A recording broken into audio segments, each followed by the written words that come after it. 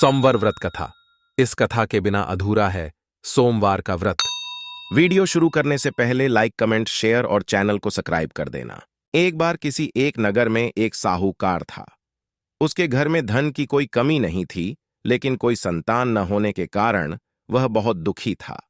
संतान प्राप्ति के लिए वह हर सोमवार को व्रत रखता था और पूरी श्रद्धा के साथ शिव मंदिर जाकर भगवान शिव और माता पार्वती की पूजा करता था।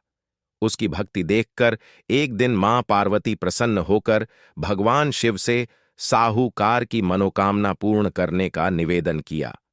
पार्वती जी के आग्रह पर भगवान शिव ने कहा कि हे पार्वती, इस संसार में हर प्राणी को उसके कर्मों का फल मिलता है और जिसके भाग्य में जो हो उसे भोगना ही पड़ता है। लेकिन पार्वती जी ने साहूकार की भक्ति देखकर उसकी मनोकामना पूर्ण करने की इच्छा व्यक्त की।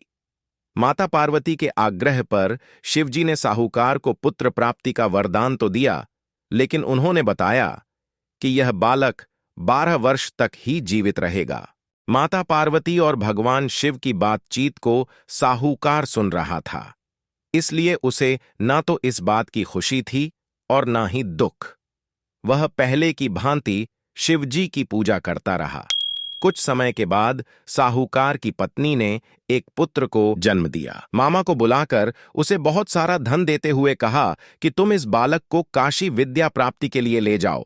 तुम लोग रास्ते में यज्ञ कराते जाना और ब्राह्मणों को भोजन दक्षिणा देते हुए जाना। दोनों मामा भांजे इसी तरह यज्ञ कराते और ब्राह्मणों को दान दक्षिणा देते काशी नगरी निकल पड़े। इस दौरान रात में एक नगर पड़धा, जहां नगर के राजा की कन्या का विवाह था। लेकिन जिस राजकुमार से उसका विवाह होने वाला था वह एक आंख से काना था। राजकुमार के पिता ने अपने पुत्र के काना होने की बात को छुपाने के लिए सोचा, क्यों ना उसने साहूकार के पुत्र को। दोस्तों, आगे जानने के लिए कमेंट करें और ज्यादा से ज्यादा इस चैनल को सब्सक्राइब करें। जय भोलेनाथ।